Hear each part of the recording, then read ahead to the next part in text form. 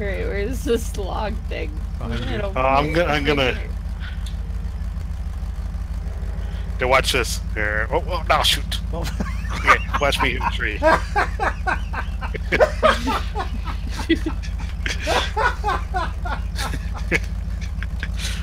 We'll take this. God, I'm so... Damn it! Oh no! You did this last time! Oh no!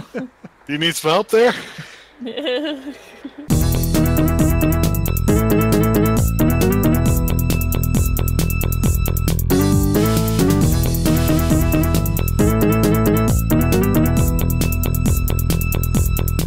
Spintires MudRunner was released on Halloween 2017 for PC, PlayStation 4, and Xbox One. MudRunner claims to be an extensive upgrade to the original Spintires. Developer, Saber Interactive, and publisher, Focus Home Interactive, have taken over the Spintires franchise from the original publisher, Uvi. But apparently creative Pavel... He's still involved. In MudRunner, you drive large Russian trucks hauling logs from one place to another through mud, rivers, and forests. Just like the original. In fact, MudRunner is mostly just like Spintires. The maps are the same maps, just with some locations moved around and new names. The hazards aren't obviously copied again and again like in Spintires, though. Saber Interactive has made a great effort to make the same maps feel new again by subtly changing and polishing each rut and rock.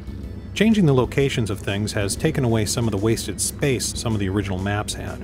There wasn't a point where I uncovered a piece of the map and felt doing so was a waste of time. There's a proper tutorial now. In fact, there's a few of them. The basic tutorial does a great job of showing you, well, the basics.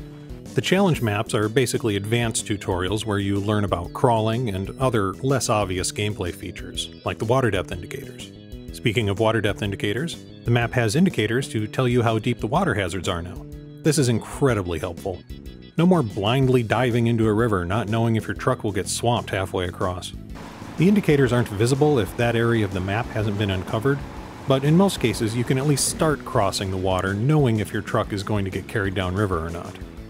The camera is positioned directly behind your truck now instead of just off to the side. I still find myself moving the camera off to the side though, probably just out of habit. There's also a true in-cabin camera, like players have been begging for since the beginning. I find this view to be helpful when driving on the few paved roads there are. I don't oversteer and run into things nearly as much when using the cabin view. I didn't think the mud physics from the original could be improved upon, but they are. The mud isn't quite as unforgiving, and I rarely get stuck in the middle of a muddy road for no discernible reason. It still deforms realistically and reacts differently depending on what you're driving. It's great that Saber Interactive didn't mess with the mud too much, because without great mud physics, MudRunner would be a boring slog. The trucks are subtly changed too. They're mostly the same, but they've expanded the choice with variants of existing trucks. They've added a passenger car for some reason that can carry one garage point, and the K700 tractor is more useful with the addition of a log grabber attachment. They've taken away tire choices, but the truck variants seem to mainly be tire variants, so they didn't really go away. Scout vehicles are always recallable to garages, even in hardcore mode. Now you won't ever run into a situation where you can't rescue any of your vehicles. There's random roadblocks along certain paths where trucks hauling logs can't pass, forcing you to take alternate routes. I can't help but feel this could have been handled better. There's no indication as to why you can't go through the gate with logs, just a closed gate that doesn't even damage your truck if you try to crash through it. They at least could have had some weight limits sign or something telling you why you can't pass. Gear 1 Plus seems easier to shift into.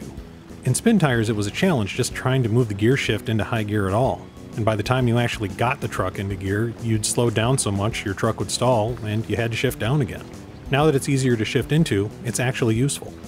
MudRunner plays better with a controller, but if you take advantage of putting your truck partially in gear, you can still play with the keyboard if you have to. Headlights are more useful in MudRunner. In Spintires, the headlights would make it impossible to see outside their range. While this is probably more realistic, it made it so it was easier to see at night with the headlights off. MudRunner has made it so you can see better with the headlights on, making them actually necessary at night. The graphics don't seem to have gotten much of an upgrade, like the developers claim. But to be fair, my graphics card is old and my monitor doesn't even support full HD resolution. But they are the same monitor and graphics card that I used for my Spintires review, so I'd think if the graphics were significantly updated, even I could see the difference. So take this comparison with a grain of salt. Like Spintires, MudRunner doesn't play music during the game. It just has the sound of the trucks plowing through nature. It still has the annoying rock music when you get an achievement,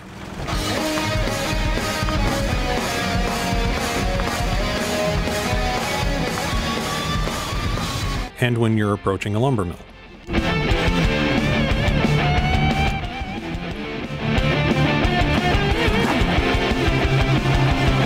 It would be really great if the trucks had radios in them so you could play your own music. I don't know if the real-world trucks these are based on have radios in them or not, so one could argue that not having radios is more realistic. But then I'm pretty sure the real-world trucks have more than 2 manual gears and don't have Xbox controller buttons on the dash, so I think leaving out radios for realism isn't much of an argument. Multiplayer lets you play with up to 3 other people. You can even save your multiplayer progress.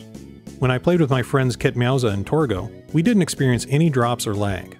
You can hear the other player's horns, but you can't see their lights or effects that their trucks are producing, like when the engines are spitting fire.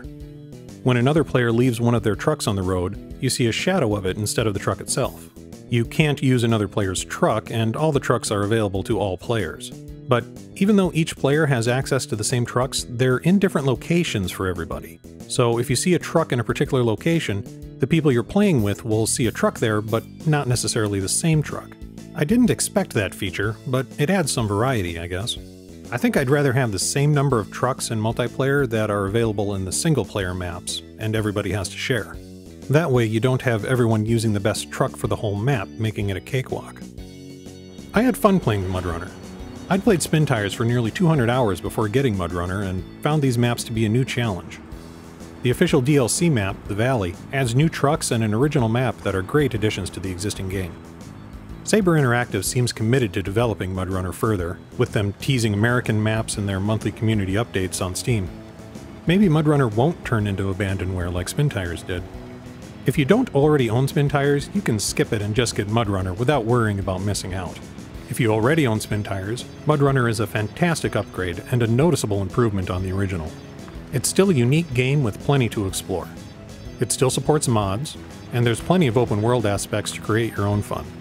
MudRunner is what Spintires should have been. It's what I, and I think others, were expecting from Spintires in the first place. Hopefully the new developers stay true to their promises.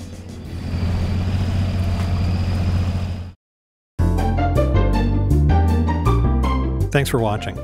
You can check out Kitmeowza's Twitch channel with the link in the description. And if you'd like to see more reviews, or learn how to change the batteries in your old game cartridges, follow the links here.